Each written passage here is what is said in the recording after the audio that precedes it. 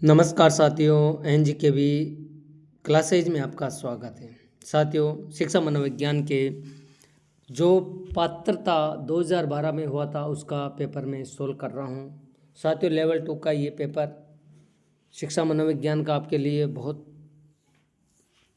बहुत ही फायदेमंद होगा। तो शुरू करते हैं। और इसमें साथियों, आज की तैयारी और आज के क्वेश्चन की अपेक्षा इसमें थ्योरी ज़्यादा आती हैं, सेंटेंस बड़े बड़े आते हैं। तो साथियों, अच्छी तरह से समझना, वीडियो को पूरा देखना, और अगर चैनल पे नए हैं तो चैनल को सब्सक्राइबर करना और बेल आइकन को अवश्य दबा लेना, जिससे कि हर वीडियो आपके लिए उपलब्ध हो सके, नोटिफिकेशन आपके पास पहुंच सके। तो साथियों, बेल आइकन को अवश्य दबाना। और जितने भी शिक्षा मनोविज्ञान के एग्ज़ामों में आए हुए क्वेश्चन हैं, सबका मैं टेस्ट बना के आपके लिए अपलोड कर रहा हूँ, सोल्व कर रहा हूँ। तो शुरू करते हैं 2012 का ये पेपर। पृथक कक्षाओं। साथियों, क्वेश्चन नंबर 1 ध्यान से सुनना। पृथक कक्षाओं एवं संवर्धन कार्यक्रमों का प्रयोग शिक्षा के लिए किया जाता है। क्वेश्चन को समझना। पृथक कक्षाओं एवं संवर्धन कार्यक्रमों का प्रयोग शिक्षा के लिए किया जाता है। साथियों, प्रतिभाशाली बालकों के लिए, निम्न शैक्षिक उपलब्धि बालकों के लिए, प्रतिभाशाली एवं निम्न शैक्षिक बालकों के लिए, इनमें से कोई नहीं। तो साथियों, आपका आंसर होगा प्रतिभाशाली एवं निम्न शैक्षिक उपलब्धि वाले बालकों के लिए। क्वेश्चन को समझना, अच्छी तरह से समझ के ही आंसर दिया करो। नेक्स्ट क्वेश्चन हल करते हैं। शैक्षिक समस्याओं से ग्रस्त बालकों को किसी समस्या का सामना करना पड़ रहा है। शैक्षिक समस्या से जो ग्रसित बालक है, साथियों, क्वेश्चन को इस तरीके से समझना, सेंटेंस को इस तरीके से समझना, व्यवहार में उतार कर एक सकारात्मक सोच के साथ हल करना, तब जाके ये पेपर सोल्व होगा। ठीक है। तो शैक्षिक समस्याओं से ग्रस्त बालकों को किसी समस्या का सामना करना पड़ रहा है। किस समस्या को सामना करना पड़ रहा है? ऑप्शन ए, कान व इससे जुड़ी नसों का सही प्रकार से काम नहीं करना, भाषा के बोलने में असामान्यता का होना, मानसिक सक्रियता का कम होना, या व्यवहारिक एवं सामाजिक बुद्धि में कमी का होना। कुछ क्वेश्चन टाइपिंग में मिस्टेक हो रहा है, तो उसको डीपली न लें। ठीक है। तो आंसर क्या होगा? तो साथियों, आंसर होगा आपका मानसिक सक्रियता का कम होना। आंसर होगा आपका मानसिक सक्रियता का कम होना। शैक्षिक समस्या, एक शिक्षा की समस्या से ग्रस्त बालकों को किस प्रकार की समस्या, यानी कि किस प्रकार की समस्या, तो वो शिक्षा से संबंधित साथियों मानसिक सक्रियता का कम होना आपका आंसर होगा। ठीक है। Next question. अधिगम निर्योग्यताओं वाले बालकों में प्रक्रमण संबंधी निम्न में से किस प्रकार की कमी पाई जाती है? इस तरीके से क्वेश्चन पूछे जा रहे हैं सर। क्वेश्चन नंबर 3 है, अधिगम निर्योग्यताओं वाले बालकों में प्रक्रमण संबंधी निम्न में से किस प्रकार की कमी पाई जाती है? तो आंसर देखिए, असंख्याओं संबंधी सूचनाओं को याद करने में समय व दिशा की कम समझ, प्राय अत्यधिक सक्रिय व्यवहार, मांसपेशियों पर कम नियंत्रण और मानसिक सक्रियता। साथियों यहाँ पर कम मानसिक सक्रियता है। ठीक है। तो आपका आंसर यही होगा कि कम मानसिक सकारात्मक सोचे। अधिगम निर्योग्यता यानी कि सीखने की जो योग्यता हो बालकों में, प्रक्रमण संबंधी निम्न में से किस प्रकार की कमी पाई जाती है? कमी पूछ रहा है। तो यहाँ मांसपेशियों पर भी नहीं है, प्राय अत्यधिक सक्रिय भी नहीं है, तो असंख्य संबंधी सूचनाओं को याद करने में समय व दिशा ये भी नहीं है, तो यहाँ कम है, कम मानसिक सक्रियता। आंसर होगा आपका यानी कि उसका मानसिक विकास कम है, सक्रिय कम रहता है, तो आपका आंसर होगा द। Next question. निर्माणात्मक मूल्यांकन का उद्देश्य है। साथियों, निर्माणात्मक मूल्यांकन का उद्देश्य क्या होता है? उद्देश्य पूछ रहा है साथियों मूल्यांकन का, वो भी कौन से? निर्माणात्मक मूल्यांकन का। तो प्रगति पर गौर करना, या उपचारात्मक अनुदेशन की योजना बनाना, विद्यार्थियों की समझ का पता लगाना, अध्यापकों के उद्देश्यों की पूर्ति का पता लगाना, या फिर ग्रेड प्रदान करना। स्कूलों में ग्रेड्स प्रदान की जाती हैं वर्तमान में साथियों। तो आपका आंसर क्या होगा?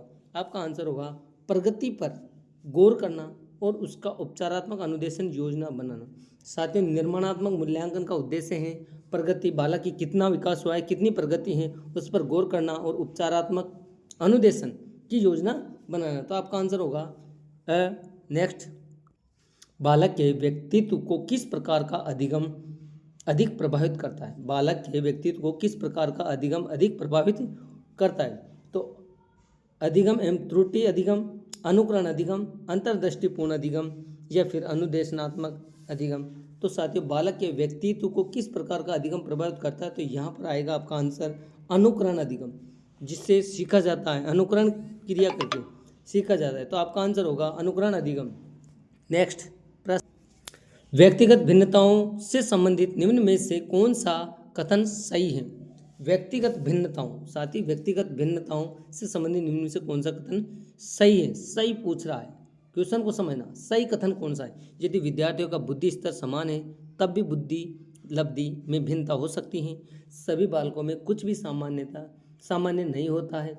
व्यक्तिगत भिन्नताओं के वक्र खींचकर दिखाने पर वह एक दिशा की ओर झुक जाता है और व्यक्तिगत भिन्नताएं वंशक्रम के कारण होती हैं। तो आपका आंसर क्या होगा। आपका आंसर होगा, यदि व्यक्तिगत भिन्नताओं से संबंधित पूछ रहा है, सही कथन पूछ रहा है, यदि विद्यार्थियों का बुद्धि स्तर समान है तब भी बुद्धि लब्धि में भिन्नता हो सकती है। आपका आंसर ए होगा। नेक्स्ट क्वेश्चन, निम्न में से कौन सी तकनीकी प्रक्षेपण तकनीकी नहीं है पूछ रहा है साथियों। कौन सी तकनीकी प्रक्षेपण तकनीकी नहीं है। तो ऑप्शन देखते हैं, खेल तकनीकी, शब्द साहचर्य तकनीकी, चित्र साहचर्य तकनीकी एवं व्यक्तिगत अध्ययन। तो आपका आंसर होगा व्यक्तिगत अध्ययन। निम्न में से तकनीकी प्रक्षेपण तकनीकी नहीं है, व्यक्तिगत अध्ययन। ठीक है। नेक्स्ट प्रश्न, प्रजातिगत व्यक्तिगत भिन्नताओं को समझने में निम्न में से क्या मददगार साबित नहीं होता। क्या मददगार साबित नहीं होता, क्वेश्चन को समझना। प्रजातिगत व्यक्तिगत भिन्नताओं को समझने में निम्न में से क्या मददगार साबित नहीं होता। मूल्य व्यवस्था, शाब्दिक व अशाब्दिक संप्रेषण, अधिगम की प्रक्रिया में भिन्न व्यवस्थाएं एवं बुद्धि। तो आपका आंसर क्या होगा, मूल्य व्यवस्था है। आपका आंसर नहीं होता है पूछ रहा है, तो मूल्य व्यवस्था। नेक्स्ट क्वेश्चन, कुपोषण के प्रभाव के बारे में निम्न में से कौन सा कथन सत्य नहीं है। सत्य नहीं है। कुपोषण के प्रभाव में जीवन के बाद के वर्षों में यह मस्तिष्क की कोशिकाओं को प्रभावित करता है। यह बालक को सीखने की योग्यताओं को प्रभावित करता है। बालक निराश एवं आशंकित रहते हैं। यह कद को प्रभावित करता है। तो आंसर क्या होगा। आंसर होगा आपका साथियों, बालक निराश व आशंकित रहते हैं। कुपोषण का कारण क्या है, बालक हमेशा डरे हुए रहते हैं और आशंकित शक में रहते हैं। तो आपका आंसर होगा स। नेक्स्ट क्वेश्चन, वय संधि काल में निम्न में से कौन सा बाह्य अभिव्यक्ति नहीं है। बाह्य अभिव्यक्ति नहीं है पूछ रहा है साथियों, बाह्य अभिव्यक्ति पूछ रहा है। ठीक है। तो निम्न में से वय संधि, यहाँ पूछ रहा है कि वय संधि काल में निम्न में से कौन सा बाह्य अभिव्यक्ति नहीं है। तो प्रभुता, सत्ता के विपरीत विरोध, अशांति, आत्मनिर्भरता के प्रति आग्रही, सक्रिय खेलों के स्थान बैठे रहकर खेलना पसंद करते हैं। आत्मनिर्भरता के प्रति ग्राहिक, सक्रिय खेलों के स्थान बैठे रहकर खेलना अधिक पसंद करते हैं। तो आपका आंसर होगा प्रभुता, सत्ता के विपरीत विरोध। ए आपका आंसर होगा अ। ठीक है। नेक्स्ट क्वेश्चन, निम्न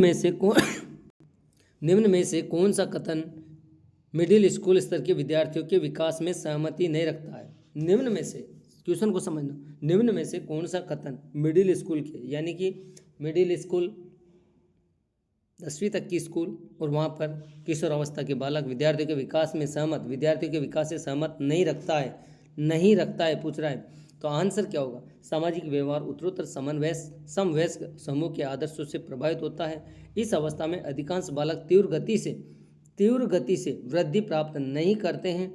बौद्धिक एवं सामाजिक व्यवहार पर स्वयं प्रभावित का महत्वपूर्ण अभाव होता है।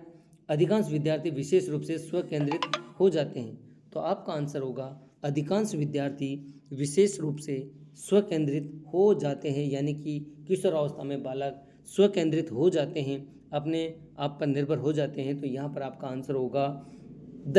नेक्स्ट क्वेश्चन, अधिगम एवं परिपक्वता का संबंध निम्न में से कौन सा कथन सही है? यदि मानव विकास केवल परिपक्वता से होता तो मनुष्य केवल न्यूनतम तक ही सीमित रह जाते। वंशक्रम संभाव्य क्षमता की सीमा के कारण बालक एक निश्चित सीमा के आगे तक विकसित हो जाते हैं। बालक विकास की दृष्टि से जब सीखने के लिए तैयार नहीं है तब भी वे अधिक प्रयास के द्वारा सीख सकते हैं। बालक की अंतर्निहित शक्तियों के बिना समय विचारे विकसित करने के लिए प्रोत्साहन किया जाना चाहिए। तो आपका आंसर क्या होगा? आपका आंसर होगा साथियों द। बालक की अंतर्निहित शक्तियों को बिना समय विचारे विकसित करने के लिए प्रोत्साहन किया जाना चाहिए। नेक्स्ट क्वेश्चन, विकास का एक अधिनियम है। विकास का एक अधिनियम है कि विकास प्रतिमान के विभिन्न काल में खुशी भिन्न भिन्न होती हैं। इस अधिनियम किस अधिनियम के तहत? तो आंसर क्या होगा? क्वेश्चन को अच्छी तरह से समझना। विकास का एक अधिनियम है कि विकास प्रतिमान के विभिन्न काल में खुशी भिन्न भिन्न होती हैं कि इस अधिनियम के अनुसार, किस अधिनियम के अनुसार पूछ रहा है ये? तो साथियों ऑप्शन देखते हैं। जीवन का प्रथम वर्ष सबसे अधिक खुशी का काल होता है। वह संधि काल व जीवन का प्रथम वर्ष भी जीवन का सबसे अधिक खुशी काल होता है। वह संधि काल जीवन का सबसे दुखी काल होता है और जीवन का प्रथम वर्ष सबसे अधिक खुशी का एवं वह संधि काल सबसे अधिक दुखी काल होता है। तो आंसर क्या होगा साथियों?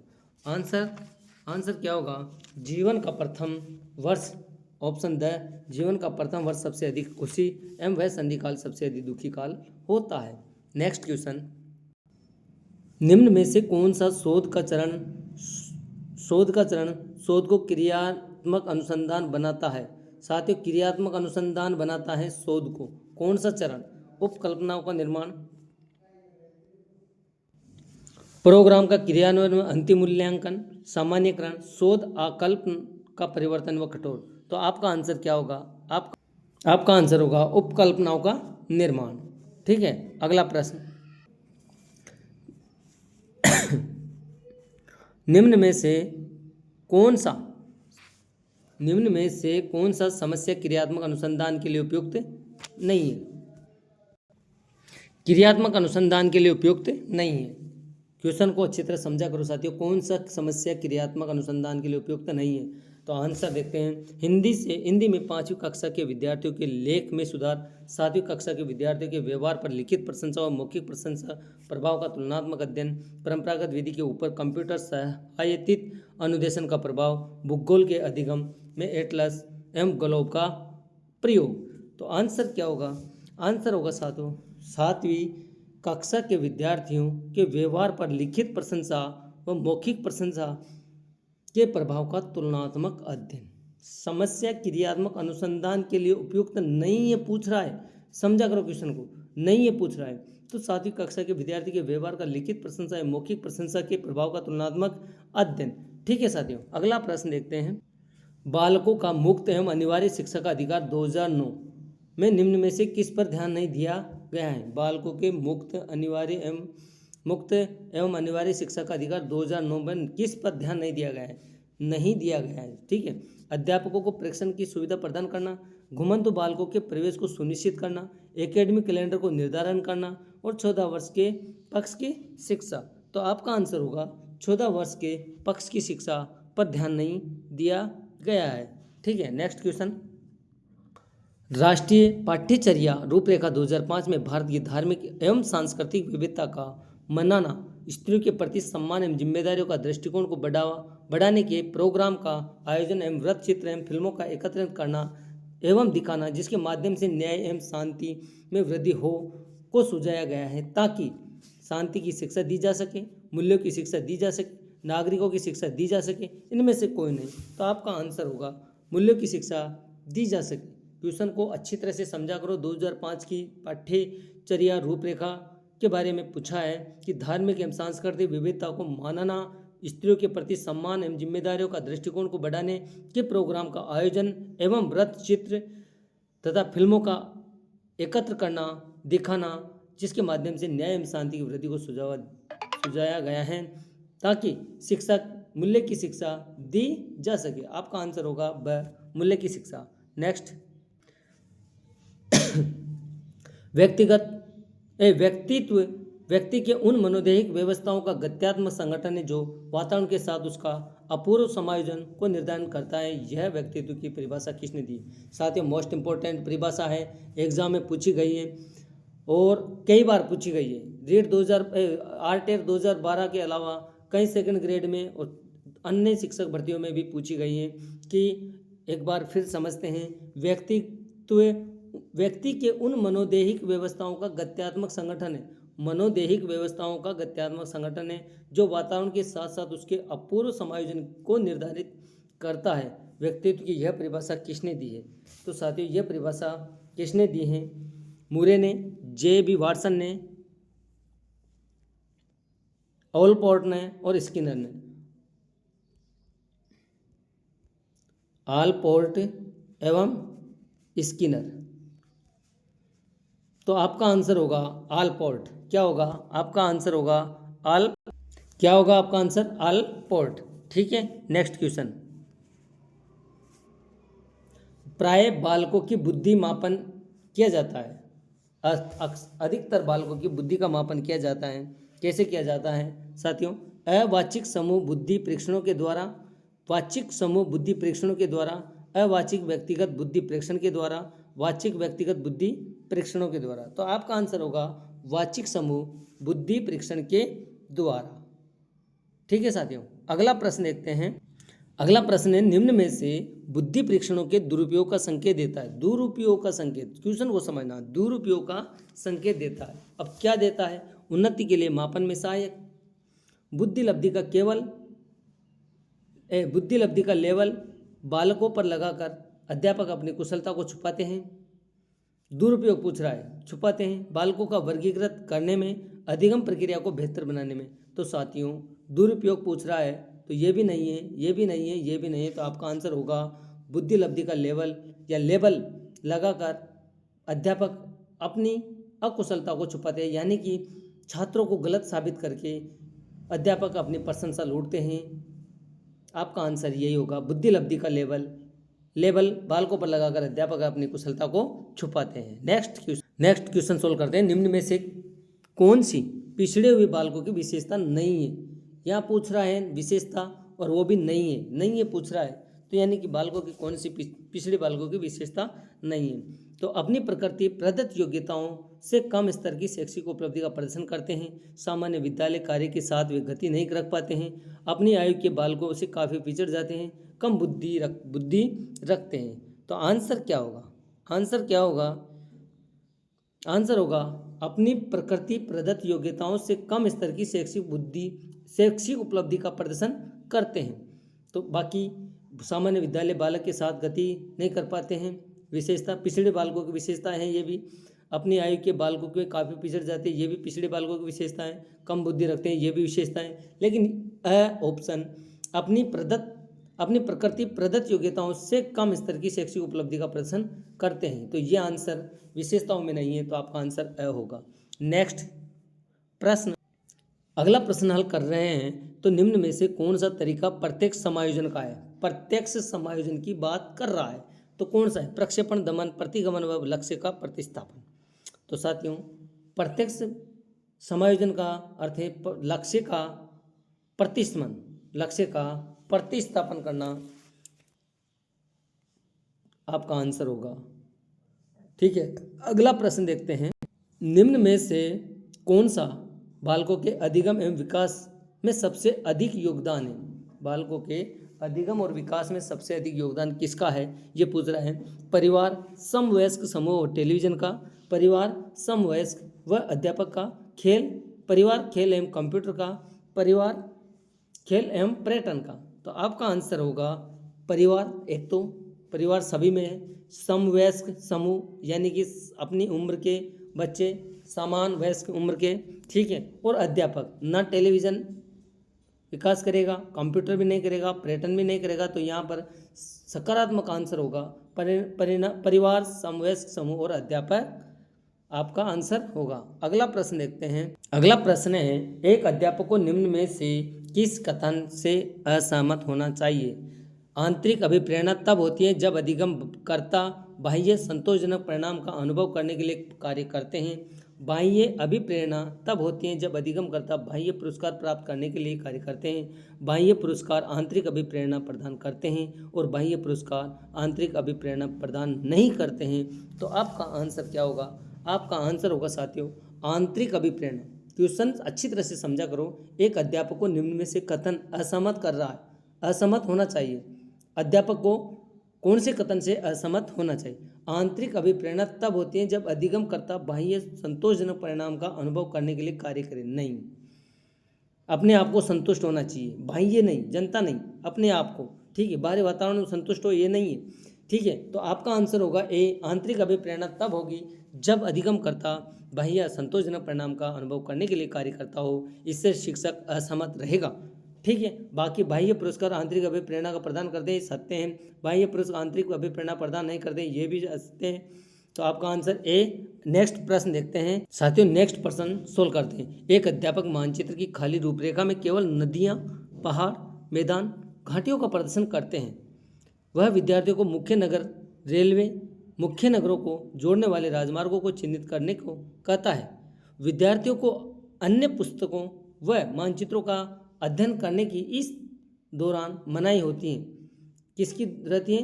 अन्य पुस्तकों की और मानचित्रों की, जहां अध्यापक के द्वारा उपयुक्त उपागम है। तो आपका आंसर क्या होगा?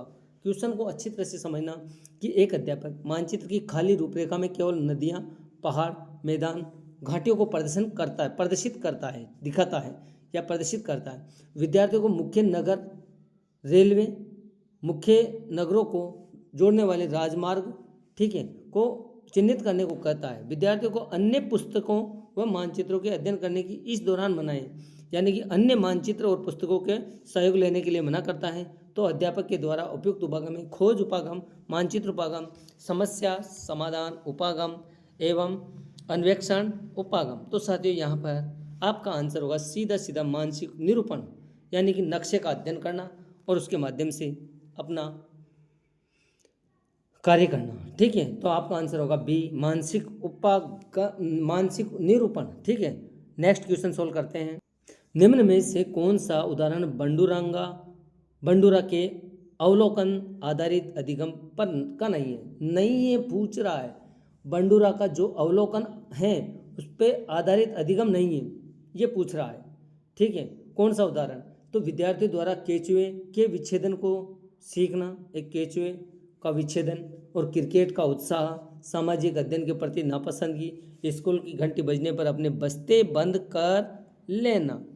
आपका आंसर क्या होगा? आपका आंसर होगा साथियों स्कूल की घंटी बजने पर अपने बस्ते बंद कर लेना। विद्यार्थियों के द्वारा एक घंटी बजते ही लग गया कि छुट्टी होने वाली है तो अपने बस्ते बंद करना। यहाँ पर अवलोकन नहीं है, बंडूरंगा के अवलोकन आधारित नहीं है। ठीक है, तो आपका आंसर होगा स्कूल की घंटी बजने पर अपने बस्ते बंद कर लेना। ये पावलोव के सिद्धांत पर आधारित है। ठीक है, नेक्स्ट क्वेश्चन। राजेश बीमारी के कारण 1 महीने तक विद्यालय नहीं गया। जब विद्यालय गया तो उसे भाग के लंबे सवालों को करना नहीं आया। ठीक है, कई बार के निराशाजनक अनुभव में असफलता हाथ लगी। लंबे भाग के सवालों को देखते ही वह चिंतित हो जाता है। शास्त्रीय अनुबंधन सिद्धांत के मुताबिक संवेगात्मक स्वाभाविक उत्तेजक है। संवेगात्मक स्वाभाविक उत्तेजक पूछ रहा है, तो असफलता को लेकर चिंतित होना, असफलता एवं भग्नाशा, लंबे भाग के सवाल एवं लंबे भाग के सवालों को देखकर चिंता। तो आपका आंसर होगा साथियों असफलता या भग्नाशा। बच्चे के अंदर संवेग ये दिखाई देंगे कि वो असफल होगा और भग्नाशा। ठीक है, तो आपका आंसर होगा असफलता एवं भग्नाशा। संवेग आपके सामने नजर आएंगे। यानी कि एक बार क्वेश्चन को अच्छी तरह से समझ लो कि राजेश बीमारी के कारण 1 महीने तक विद्यालय नहीं गया। साथियों 1 महीने तक वो विद्यालय नहीं जाता है। उसके बाद में जब विद्यालय जाता है तो भाग वाले सवाल होते हैं गणित में, वो बड़े सवाल लंबे सवालों को करना नहीं आया, वो भूल गया और कई बार के निराशाजनक अनुभव के असफलता हाथ लगी, यानी कि सफल नहीं हुआ। तो वो लंबे भाग के सवालों को देखते ही चिंतित हो जाता है। तो शास्त्रीय अनुबंधन का जो सिद्धांत है उसके मुताबिक बालक में कौन सा संवेग स्वाभाविक उत्तेजक होगा, वो होगा असफलता और निराशा। आपका आंसर साथियों ये था आरटेट 2012 लेवल 2 का पेपर शिक्षा मनोविज्ञान का, जो पात्रता अध्यापक राजस्थान पात्रता अध्यापक का पेपर था। कैसा रहा? अच्छा सा पेपर है, अच्छी तरह सोल्व किया, शायद आपको समझ में आया होगा। नहीं आया तो एक बार नहीं, दो बार नहीं, 3 बार देखना। अगर चैनल पे आप नए हैं तो चैनल को सब्सक्राइब करना है, बेल आइकन को अवश्य दबाना, जिससे कि हर नोटिफिकेशन, हर क्वेश्चन जो अपलोड करता हूँ आपके पास नोटिफिकेशन पहुँच जाए और आप उसको अभ्यास करके उसका आंसर दें। धन्यवाद। जय हिंद, जय भारत।